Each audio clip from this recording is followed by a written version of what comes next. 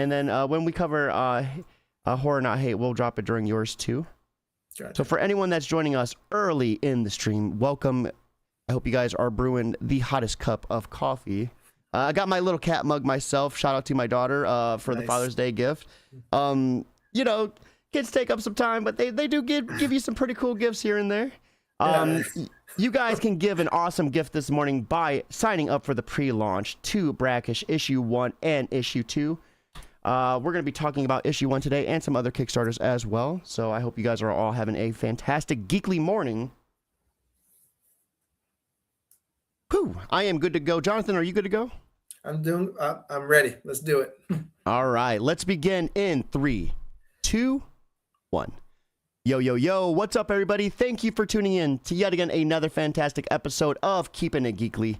It's your Cape Crusader Cody, and we're hanging out with our new guest, Jonathan Hedrick. We're here to break down Brackish Issue 1, a couple Kickstarters, and everything in between. Jonathan, I remember back in the day when I first started this, seeing the recount. You're also noted for having worked on Quickstand, Dream Master, and several other titles as well. But before we dive into who you are as a, with your creative history, let's start with the basics and start with where it all began. So, Jonathan, welcome to the show. How'd you get into comics, man? Yeah, thanks for having me on, Cody. Well, I would say my comic book career started as a reader first. I would hope many creators started off as readers first. I remember picking up Teenage Mutant Ninja Turtle comic books off the spinner rack at the grocery store. Then I was a child of the 80s and grew up in the 90s. We had great cartoons back then: Batman the Animated Series, Spider-Man, X-Men, and all those were great segues to the comics, and the comics were great ways to the cartoons, and vice versa. I was full throttle into the Image Revolution when all that came out, as a reader and collector. So I came up at such a great time as just a fan. And when it comes to the writing aspect of it, I was always just a casual writer, per se, just writing for fun, never planning to really show it to anybody. But one day I just decided to take an old script that wasn't written for a comic book, but adapt it to the comic book script format. And once I learned how to do that, I was like, what's next? What do I do with this? How do I get from script to an actual comic book in hand? And I learned that process about hiring out the artist, the colorist, the letterer, finding a printer. And then just one day I had several boxes of a comic book I wrote and produced by myself sitting at my front door. And then once I figured out the streamline process of it, how to get it from A to Z, that I was, unstoppable after that. I just, all these ideas that had been floating around in my head, I finally was able to bring them to life. And I started self-publishing, and a few things got picked up by a publisher pretty quick, like the Recount. And I haven't stopped since that. That's been about 7 years from that ago.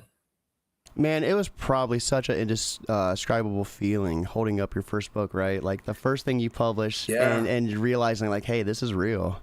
Yeah. I mean, it's I imagine it's something similar to having a child. This proud thing that you're so proud of this thing that you made, and you want to show it off. And it's a great feeling, and it's an addictive feeling too. Mm-hmm. Like I said, once I figured out I could actually do it, that it was possible, I just always thinking about the next one, and it's just a constant wheel of productivity. So, were there any big challenges for you first starting out? Like, what was it like for you, starting out as a creator, with your first couple of series? Well, I guess no. I guess the biggest challenge was just not having an audience yet. I just was a new guy on the scene amongst a lot of other indie comic book creators, and there was lot of advice being thrown out there. You know, uh, but I think what was the bittersweet moment that helped me out the most was COVID actually. Um, when Diamond had to shut down back in 2020 for um, quarantine purposes and stuff like that, the comic book retailers were desperate for anything, any comic books. So they put a call out and for all these indie comic book creators to submit or ship or sell their comic books to them, just so they had something that they could sell that was different. Because Marvel and DC and all the other mid-level publishers couldn't get books to them because they were so dependent on Diamond. So I saw a few of those calls from comic book shops around the country, and I said I had two comics at the time. I had my very first comic book, Freak Show Princess, which was a zombie one shot, and I had the first issue of Capable #1. That's all I had. I hadn't Mhm. even crowdfunded anything yet. So I reached out to those that were making requests, and a lot of them took me up on it. So I was printing my own comic book and shipping it out to them. And I had a few comic shops call me back and say, "Hey, we already sold out of those. Can you send some more?" Or people are already That's asking so about, awesome. yeah, people are already asking about issue 2 for Capable. When can you get that to us? And I'm like, wow, this is pretty cool. So when things opened back up and the recount was announced, I had already built up a relationship with some comic book shops, with readers, with collectors. So that was really something that I wasn't expecting to happen. That was a blessing in disguise. That is, and man, that has to be such an indescribable feeling as well, right? Your book Yeah, selling out, absolutely. people like asking for issue 2, and you're probably like, man, like let's go. Like, Yeah. so how did those early days of collaboration look like for you? Has anything really changed since you first started to where you are as a creator now in terms of collaboration with the artists and such? Well, yeah, I've learned a lot about what I'm looking for in a collaboration, what the red flags are for someone that might not be as professional as I want them to be. Um, I understand a lot more about just the industry in itself Hmm. and what is acceptable and what isn't, what is considered professionalism and what isn't. So there's I'm a lot more strict and a lot less forgiving when it comes to things like missing deadlines and communication. That those things are really important, and that should you would think that would be something that would be so obvious, but it's shocking how bad some people are at communication and following a calendar and things like that. But it makes sense because this is a creative industry. This Hmm. isn't Walmart. This isn't Amazon. It's not running on corporate strict policies. This is a lot of people's second, third gig aside from their original paying job. So yeah, there's a lot of that's probably the biggest pain point is unprofessionalism that's out there. But there's also a lot of great professional people too. You just got to find them. Sometimes you have to stumble through the less professional people to find the more professional. Yeah, of course, and all it takes is finding that right person that is going to push you and motivate you, right? Sometimes, the artist can really pull something out of a story that you really weren't even expecting. Um, Right.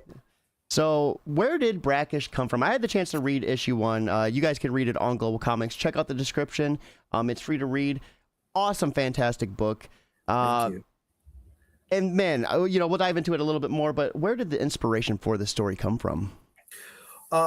Well, I like to compare it to on the surface level to Romeo and Juliet, Mm, but that's just a surface level comparison, elevator pitch to it. But I am a Florida native. I was born and raised in Florida, and I wanted to take a story to a side of Florida that a lot of people don't know of.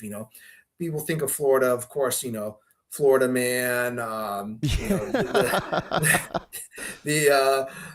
the theme parks, the beaches, the space center, and all that stuff. But I spent a lot of time in the swamp. Mhm.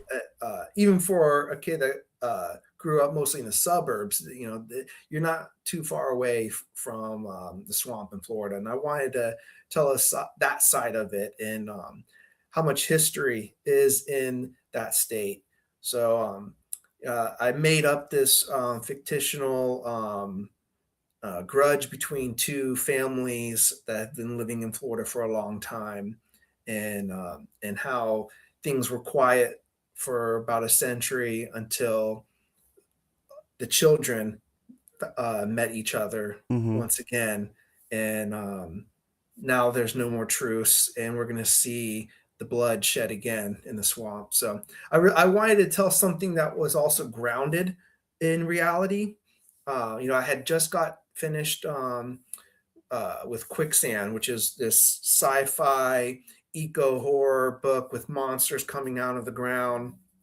So I wanted to bring it back to something grounded like The Recount, but more instead of a political thriller, more of like a dark romantic tragedy set in the modern times.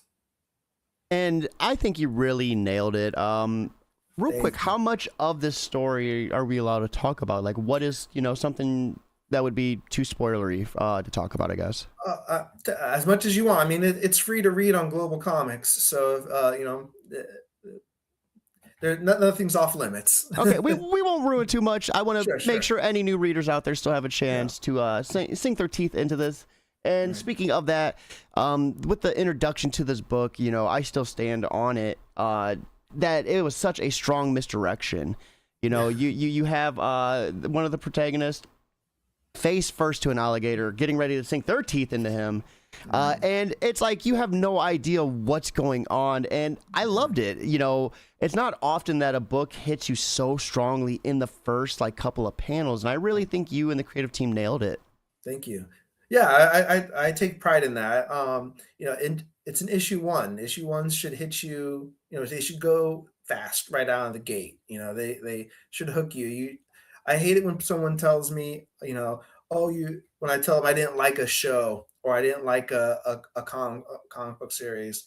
Well, you only watched 3 episodes. You only read the first three. I'm like, no, they should have hooked me at the beginning. Yeah. You don't tell me I have to wait till issue 60 for it to really get good. I don't got that time to invest.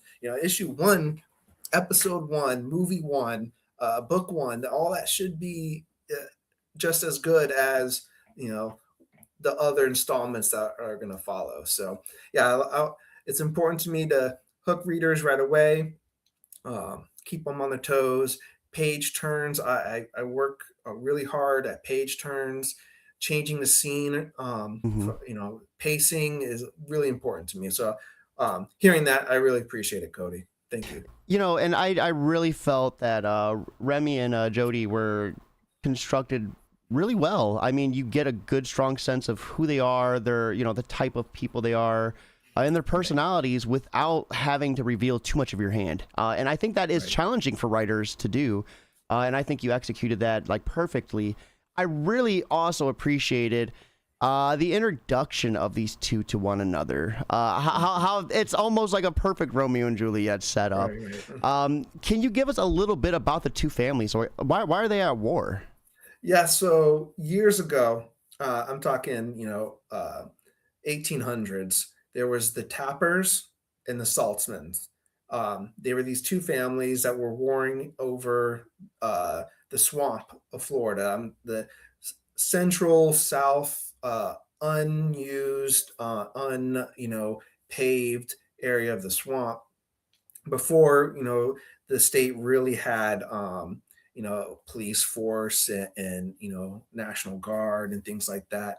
And to a certain degree, that this type of stuff did happen, uh, where people would stake claim to land Hmm. without any technical or official documents for that. So um, after generations of fighting, they call it a truce, but they say, the tappers agree to take the freshwater side of the swamp. The Saltzman family agree to take the saltwater side of the swamp. But there's the area that the swamps meet. That's brackish, and brackish is salt water and fresh water mixed together, and they agree that that's off limits. Neither side are going to cross that side, Hmm. and just let the swamp be the swamp right there. Um, but kids are going to be kids, and Yep. 21st century, they're out there partying, breaking rules, and Remy is the younger brother of a family. He's lack of better words, a beta male. Bullied by his brother and his friends, and he's the extreme opposite of what Jody is, who is this rich kid, who but doesn't like living the rich kid. She's over it. She's been very fortunate, but doesn't want that anymore. And Hook their me up, worlds right? meet. Yeah, right, yeah. uh, I could use that money too. Yeah, yeah. Fund a couple projects for me, please. Right, right. But yeah, so they meet, and we see that at the end of the first issue, and it's gonna continue, right out the gate, fast pace with issue two, which I was excited to add a sneak peek of issue two in this free version. I call it a remastered deluxe edition of issue one because we did crowdfund it a couple years ago, but I had the lettering redone by a different letterer, and I'm putting it underneath my own label and Hmm. getting it done right this time. And that's why I'm giving it out free to get readers on board before we launch for issue two. And lettering is just as vital as everything else in the comic, and I don't think a lot of people realize that, because when you read a book, if you don't realize the lettering, that's how you know it's done right. Yeah, It's like a seamless experience for you. right. And sometimes you got to go and you got to revise and make some revisions. Yep. And speaking of that, we're going to be dropping the link for the Kickstarter that's going to be launching soon. You guys can sign up for the pre-launch. It's 100% free to do that. Share this with your friends and family, and go sign up and follow Jonathan over on Global Comics and check out Brackish issue 1. I love the name. I think Thank you. I am a sucker for names that tie in. Like, it's such a perfect beat, like where the Thank saltwater you. and the freshwater meet. Like, awesome, Right. man. That is so awesome. I appreciate it. Yeah, it's not a very common word either. Yeah, it fits. Yeah. The two worlds mixing together. There's something about one word titles, too, that just, Same. Yeah. it's awesome. Right. So, what can we expect with this series? How long is this going to be? Well, at least 5 issues for the first volume. Could be more after that, but I'm not going to get too far ahead of myself. The first volume probably isn't going to give us the whole story of these families either, but it'll be a satisfactory volume by itself. But at least 5 issues to get a first volume out there. Issue two is already complete. It's been penciled, colored for a long time, and recently Leo McGovern, the new letterer, went ahead and lettered the full issue for issue two. So issue two is ready to go. Issue three is already penciled and inked. It's been penciled and inked for a long time. So we're hoping with issue two, we can raise the funds to get it issue three colored, and then we're just gonna keep putting money from one campaign to the next project like that, and keep getting them out on a regular basis instead of the dragging our feet like the previous publisher did for this book. Hey, and I think it's an important, one thing I really pride myself on with this show. I love promoting creators, their work, who they are. But it's also like a really good learning experience, I think, for other creators, for new creators. Yeah. To learn, like, hey, sometimes it's not always, roses out there. Sometimes No. you got to deal with some shit. You gotta work through it. You got to figure it out, and sometimes you Right. got to take the wheel under your own hand. Yeah, Um, there's a lot of pivoting in this industry on the creator side.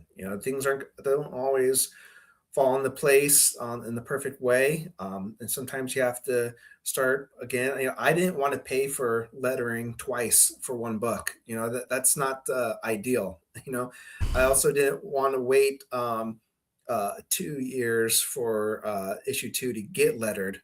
So mhm. it things happen. Sometimes you make mistakes. Sometimes you get into bed with the wrong people, for lack of better words. But sometimes great things happen too. Sometimes things just happen perfectly, and that's the way it's supposed to be. But you just don't call them losses, call them lessons. Yeah, That's what I always absolutely. say. They're just Absolutely. lessons. So, who is the creative team involved with Brackish? Let's give them a shout out real quick. Yeah. So on uh, Pencils and Inks is Riccardo Ficini. He's an Italian artist. Then on colors is Iksan Ansari.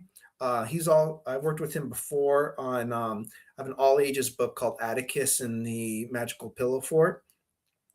That's also free to read on Global Comics. And then rounding it out is the new letter on the project is Leo McGovern, who's my guy. I've been hiring and including him a lot on my projects. He's lettered Can I Scream? He's done Spill Blood, Atticus and the Magical Pillow Fort. And he's blowing up. He's getting a lot of other work out there now. I'm afraid he's going to get so busy. I'm not going to be able to collaborate with him much more. So I'm getting as much Leo as I can. So it's a great team.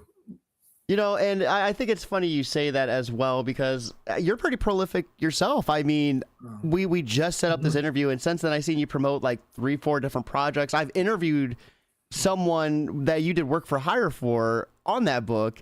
Yeah. I think of Tough Stuff.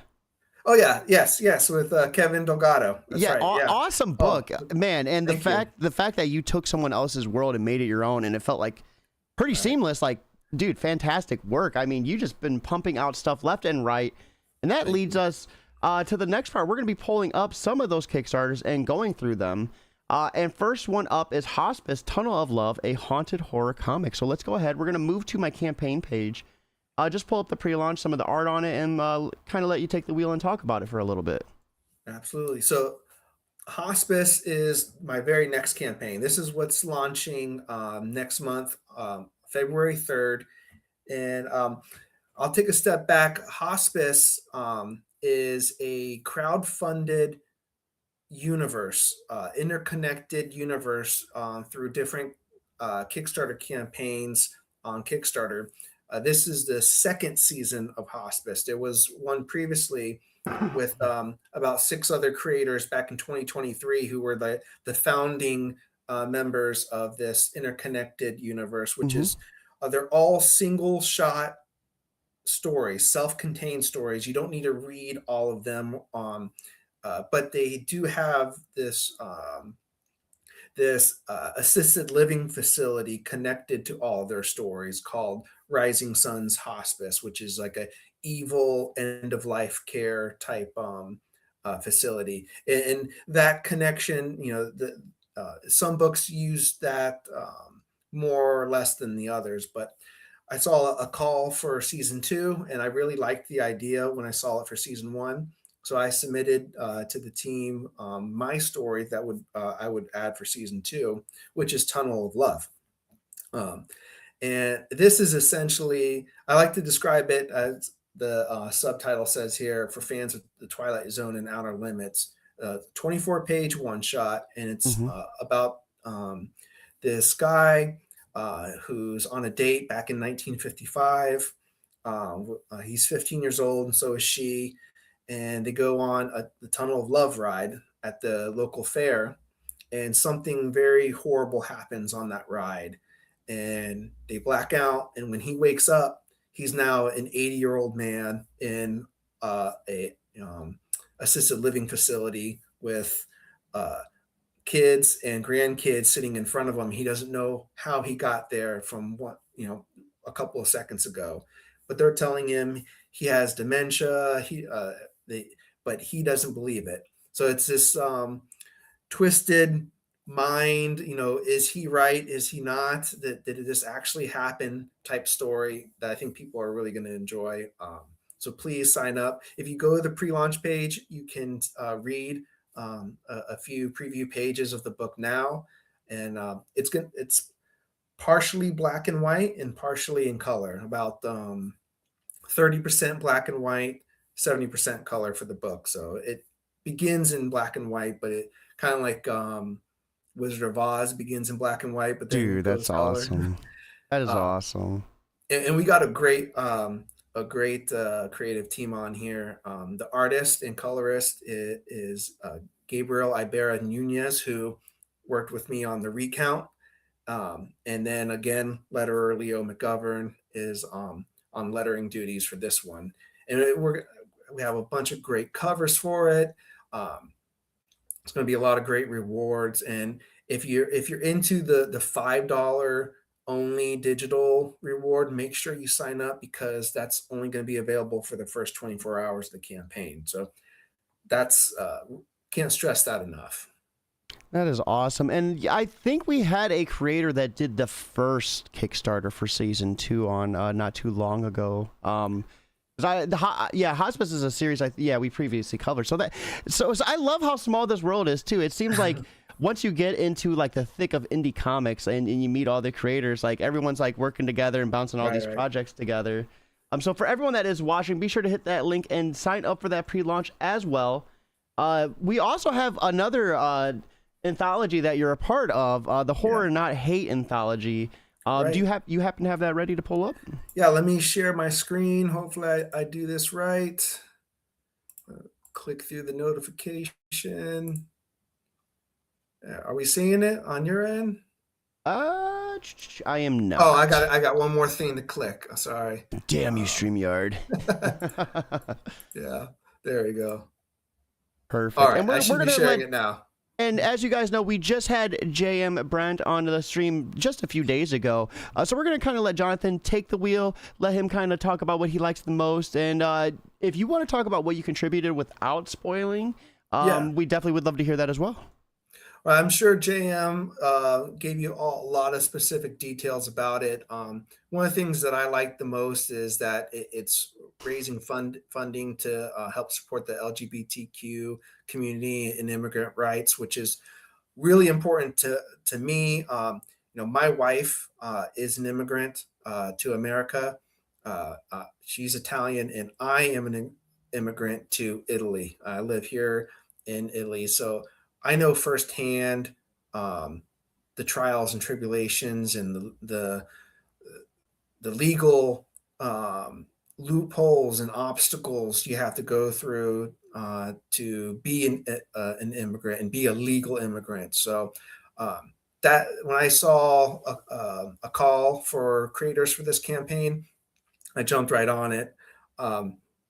There's no preview of our story in the campaign page yet. I think JM might add some later or in updates, but our story is called Savage Spores. My wife Francesca Fantini is the artist on that book, and that's awesome, dude. Yeah, thank you. It's actually our third time collaborating, but this is the first time for an anthology like this. And it's without giving too much, because it's a 6-page story. It takes us back to colonial times, and I wanted to tell a story that turns the tables and makes people remember that we're all immigrants here. And so I tell a story of the colonial times and the settlers meeting the Powhatan tribe and things don't go so well. I'll say that. I don't want to give away too much. I've shared on my socials some snippets from the story. Um, like I said, my wife drew it. It's gorgeous artwork, of course. Black and white with just splashes of color. Hmm. Really intense storytelling, especially on her part. Um, and speaking of her, my wife Francesca Fantini, she's the cover artist of this series, Rebel Girl.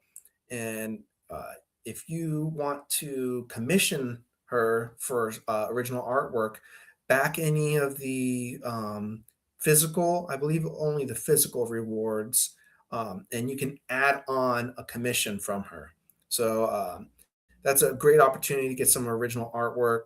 I scrolled through here and showed some of the covers that are available. I mean, these are just sick covers. Yeah, yeah. Uh, I kudos to JM for getting some of these artists like Chad Keith. I mean, this is amazing. Jonathan Lamatia. I mean, I need to get his Rolodex Yeah. because he's just he did a real good job assembling this. We're one third of the way funded. Our goal is 20,000, just over. I think we're at like 34, 35% funded right now with Hmm. 23 days ago. It's not a really expensive campaign to back. I mean, the digital's 20, and this is going to be over 200 pages, people, and it goes to a good cause. And then the physicals start at 40. You're going to want a physical copy of this book for sure.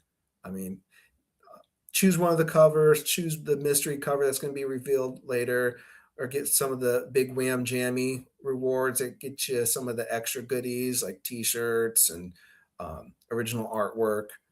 And yeah, that's it. I really hope that it gets funded soon, and I think this is going to be something that's going to really raise some eyebrows in a good way.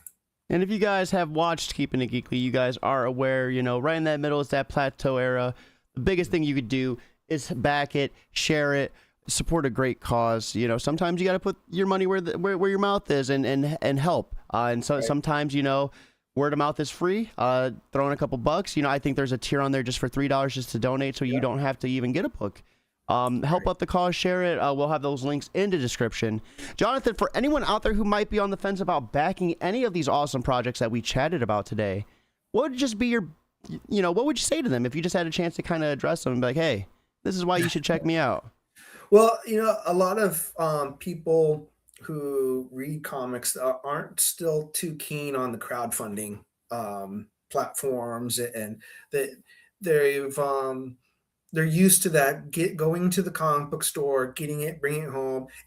And I get it. It's hard to sell someone in the Amazon Prime world that we live in that hey, I need you to back this or pledge this, and then in 30 days we'll charge your card, and then so many months later you're going to get your what you pledged for. I get it. Um, and we're so used to that instant gratification, but what you're getting out of this is you're supporting the actual creators, the people that are making this comic book. You're essentially a producer of this, just like a producer for a movie. You're helping to bring projects to life Hmm. and getting something else out of it. If that's you can pledge $20 without getting something if you want to, but even just a dollar. And I tell new creators this all the time, or people who creators that are going to start crowdfunding or thinking about crowdfunding, is back a bunch of campaigns and if you don't have a lot of money, just do it for $1. The $1 pledge, every campaign you can back for $1. um, and what that does is it gives you the updates that the creator Yep. is going to give out, and those updates help. Read those updates, because what you're going to learn from those is what you want to do and what you don't want to do as a creator.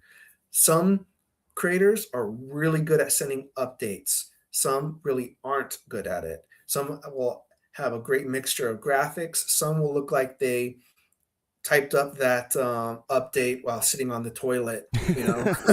Hey, sometimes that's the best thinking time. I don't Sometimes know. that's all you can do.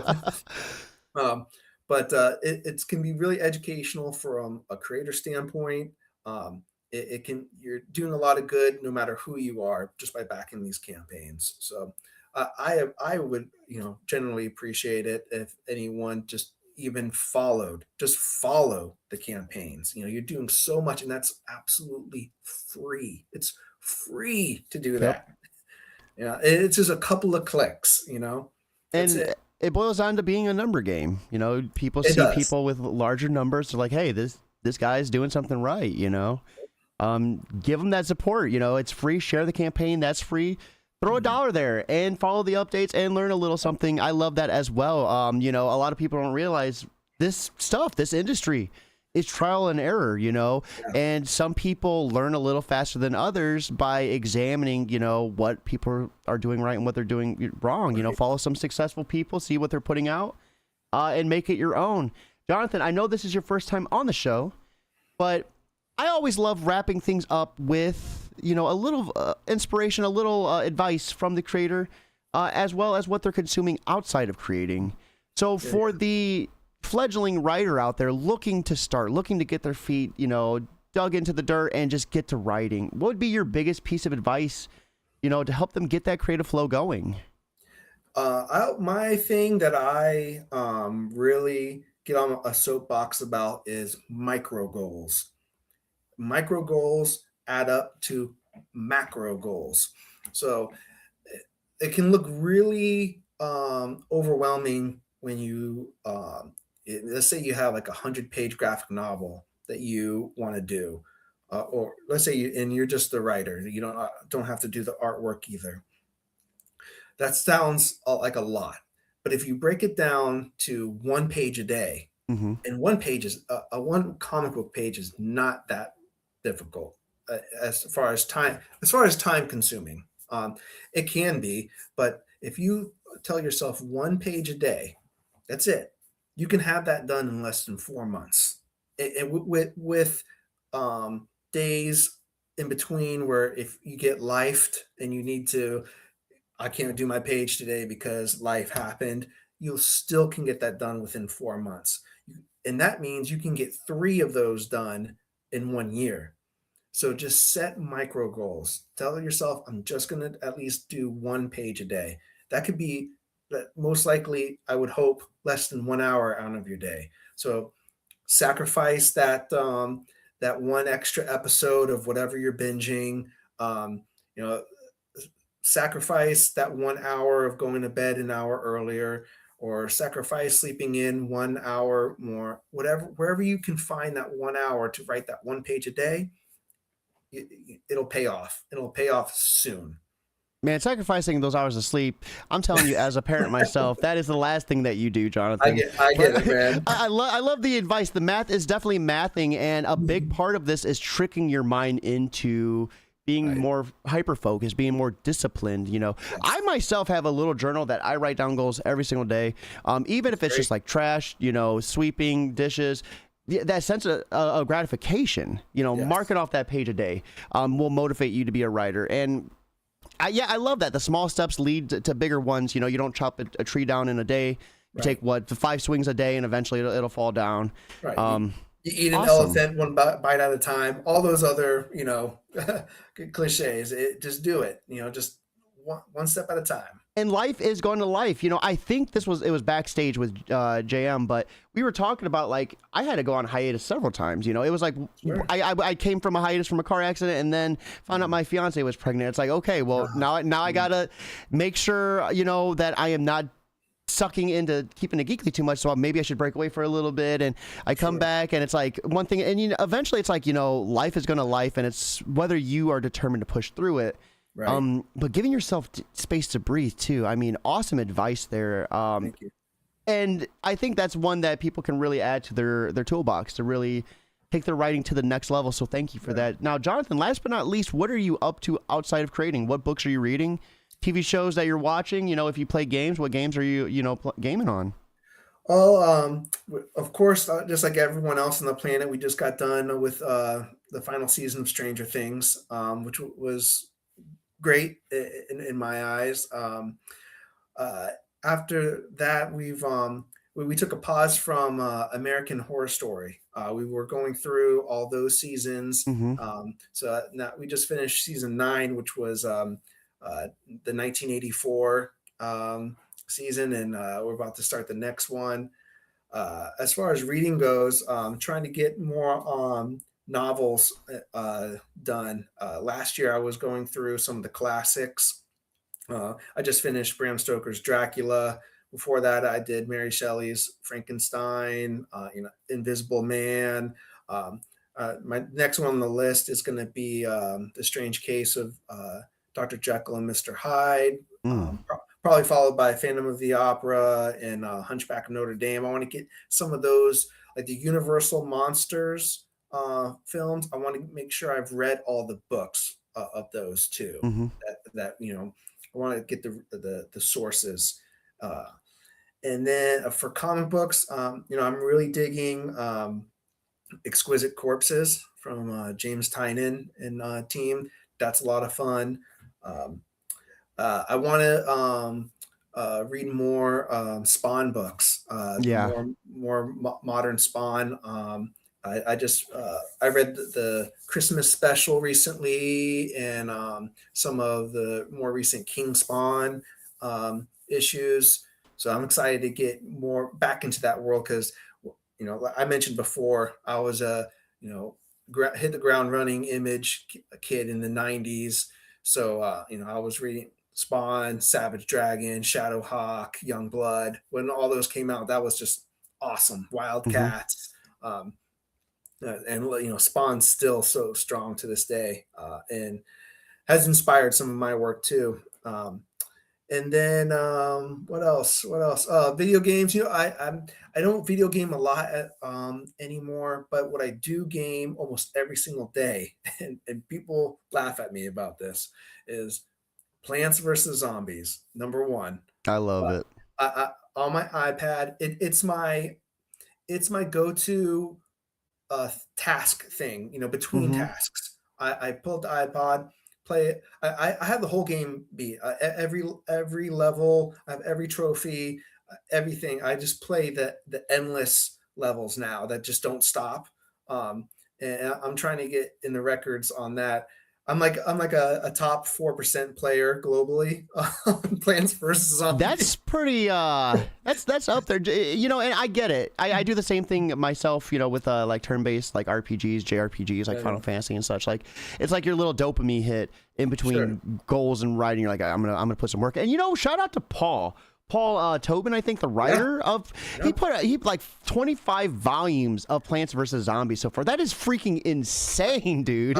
I can only wish I could get half of that amount of work for a Yeah, license dude. project. I mean, if someone, I'm just fighting tooth and nail to get just one. To have such a long running career, and he's done so much outside of the Plants vs Zombies series too. It's like that what so grateful. I mean, I'm sure he is. That's a cool thing to have. So yeah, good on him.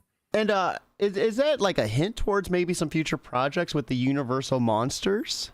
No, I mean that's me, putting it out into the ether, and letting fate and destiny and all the other things in between maybe figure it out. But yeah, that'd be great, but I think Kirkman's monster universe that he's done is reserved for the elite Mm-hmm. comic book creators. There's no room for uh, mid-tier indie self-publishers like myself, but that'd be great. And who's to stop me or anyone else from some of those you know the free domain type uh, public stuff anyways. But yeah, That'd be great. No, but no hint. No hint. Well, Jonathan, thank you so much for coming by and talking about so many awesome projects with us. Everyone that is watching, be sure to hit up the description in YouTube. I'll have it updated with the other 2 Kickstarters that we talked about today, so you can sign up for the pre-launch and back those when they go live. I hope you all had a fantastic Monday, but most importantly, guys, keep it geekly.